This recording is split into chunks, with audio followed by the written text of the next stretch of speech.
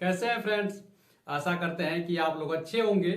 तो आपका एग्जाम 19 और 20 मार्च को होने वाला है। तो आपके एग्जाम को लेके यानी आरआरबी एलपी सीबीटी 2 के एग्जाम को लेके बहुत सारे लड़के डरे हुए हैं अब कि सर ऐसा तो नहीं कि एसएससी सीजीएल की जो कट ऑफ बहुत हाई चली गई है, ऐसा तो नहीं कि हमारा आरआरबी एलपी सीबीटी 2 में भी ऐसे चली जाएगी, कट ऑफ बहुत ही हाई चली जाएगी। इसको लेके बहुत सारे लोगों के मन में सवाल है। तो आज हम लोग देखने वाले हैं और आपकी कट ऑफ बहुत ज्यादा नहीं जाएगी, वो भी मैं बताऊंगा क्यों आपकी कट ऑफ ज्यादा नहीं जाने वाली है। उसके बाद से मैं सबसे इंपॉर्टेंट बात आज के करने वाला हूं कि आपको पेपर अटेम्प्ट कैसे करना है कि आपका सिलेक्शन हो जाए। कि एक्चुअली हम पढ़ किसके लिए, सिलेक्शन के लिए पढ़ रहे हैं। तो एटलीस्ट ऐसी अच्छे तरीके से टेक्निक हम प्रयोग करना चाहिए जिससे हमारा सिलेक्शन हो जाए। ऐसा नहीं है कि वहां पे जाकर हम वापस आ जाए। सिलेक्शन के लिए हमको पेपर अटेम्प्ट कैसे करना है वो भी बात कर रहे हैं। बहुत सारे लोग डरे हुए हैं कि मेरा होगा या नहीं होगा, उन सारी चीजों पे हम लोग बात करने वाले हैं। तो देखिए, सबसे पहले हम आपको बात कर लेते हैं सीजीएल की कट ऑफ को देख के आपको डरने की जरूरत नहीं है, क्योंकि वहां की एग्जाम पैटर्न अलग है, यहाँ की एग्जाम पैटर्न बिल्कुल ही अलग है।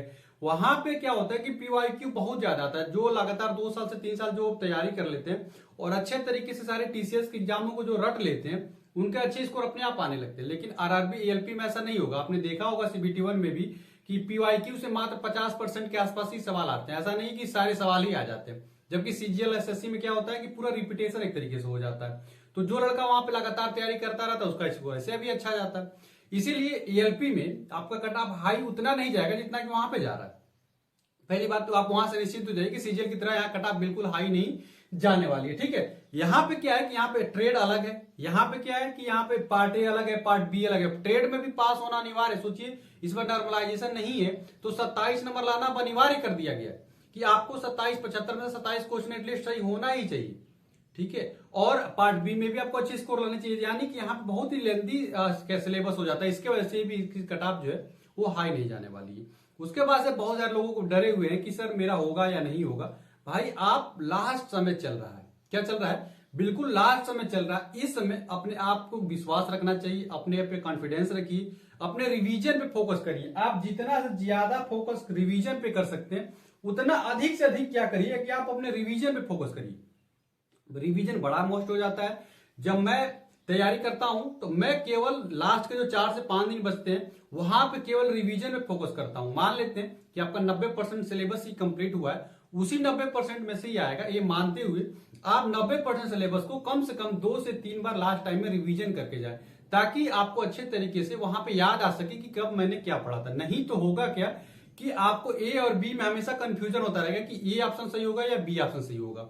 इसीलिए आपने जितनी दिन भी तैयारियां किया हुआ आपके सारे मेहनत का अब लास्ट टाइम में रिवीजन करना इंपॉर्टेंट है। ये लास्ट के 4 दिन आपके जीवन का इतिहास बदलने वाला है कि कैसे आपने मेहनत किया था उस सब पे इस पे फुल स्टॉप ये लगाएगा 4 दिन का रिवीजन।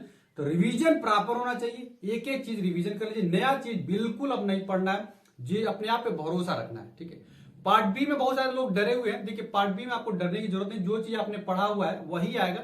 75 में से 27 क्वेश्चन सिलेक्ट करके चूज कर लेना है, आपका सिलेक्शन हो जाएगा। लेकिन फिर भी आप 75 में से 45 क्वेश्चन अटेम्प्ट लीजिएगा, आप पार्ट बी में भी आप लोग क्लियर कर ले जाइएगा। ठीक है, अब बात आती है कि सर कट ऑफ कितनी रहेगी। तो मैं आपको लोग बता देता हूं थोड़ा सा कि आप लोगों का जो कट ऑफ जाएगा ना वो ऐसा नहीं है बहुत ज्यादा जाएगा। अगर जनरल कैटेगरी में आप लोग आते हैं तो आप लोग 70 के ऊपर स्कोर लेके आ जाएंगे तो आराम से आप लोग सेफ रहने वाले हैं। ओबीसी के स्टूडेंट हैं और ईडब्ल्यूएस के स्टूडेंट हैं तो आप लोग 68 के आसपास नंबर लेके आइएगा, कोई भी दिक्कत नहीं होगी। 68 के आसपास पे आपका सिलेक्शन हो जाएगा।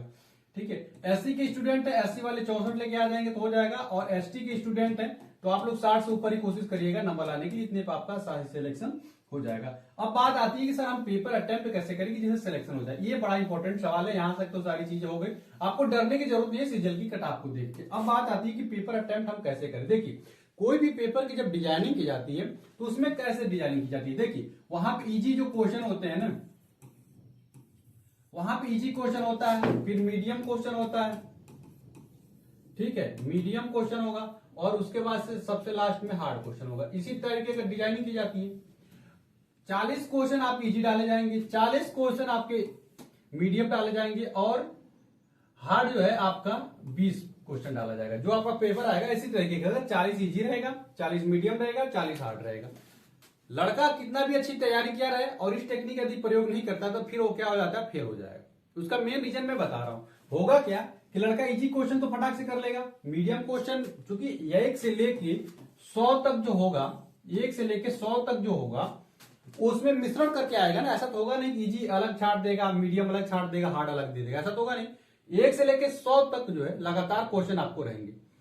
उसमें होगा क्या कि 1-2 क्वेश्चन इजी आ गए, मीडियम हो गया, हार्ड हो गया। लड़का फंसता कहां पे कि ये जो 20 क्वेश्चन है ना, ये कभी कभी होता क्या है कि शुरू में ही डाल दिए जाते हैं, शुरू में ही डाल दिया जाता है। जिसकी तैयारी अच्छी होती है लड़का यहीं पे फंस जाता है। होता क्या है कि वो इसी 20 क्वेश्चन को सॉल्व करने के चक्कर में लग जाता है, इसी को सॉल्व करने के चक्कर में लग जाता है। और होता क्या है कि जो इजी क्वेश्चन और मीडियम क्वेश्चन है वो सबसे लास्ट में आते हैं, वो सबसे लास्ट में आ जाता है। तो उसका सारा टाइम इसी 20 क्वेश्चन को सॉल्व करने में चला जाता है और उसका सिलेक्शन से वंचित हो जाता है। इस चीज को आपको ध्यान रखना है। और ध्यान रख के करना क्या है कि आपको शुरू में ही 1 से लेके 100 क्वेश्चन तक जाना है।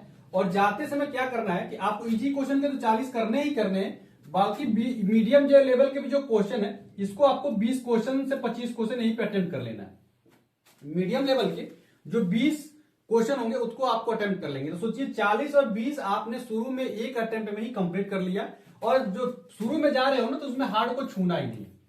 जब शुरू में जा रहे हो 1 से लेकर 100 तक तो आपको मीडियम पे 20 क्वेश्चन को छूना है, हार्ड को छूना ही नहीं। तो आप सोचिए 40 और 20 60 100 में से 60 क्वेश्चन आपने पहले अटेम्प्ट में काम खत्म कर लिया। यानी कि जो मैं जनरल कैटेगरी की 70 की बात कर रहे हैं वहां पे कट ऑफ के पास तो बिल्कुल पहुंच ही गए ना। अब आपको करना क्या है कि 20 क्वेश्चन मीडियम बचेगा और 20 क्वेश्चन हार्ड बचेगा। ठीक है, 20 क्वेश्चन मीडियम और 20 क्वेश्चन हार्ड बचेगा। अभी भी आपको हार्ड की तरफ फोकस नहीं करना है, अभी भी हार्ड की तरफ फोकस नहीं करना। आपका ध्यान कहां जाना चाहिए, मीडियम के ऊपर जाना चाहिए। मीडियम का 20 क्वेश्चन आपको सॉल्व कर लेंगे और हार्ड में किसी तरीके से 5 क्वेश्चन सॉल्व कर लेते, नहीं भी करेंगे तो भी कोई दिक्कत नहीं है, उसको छोड़ भी सकते हैं।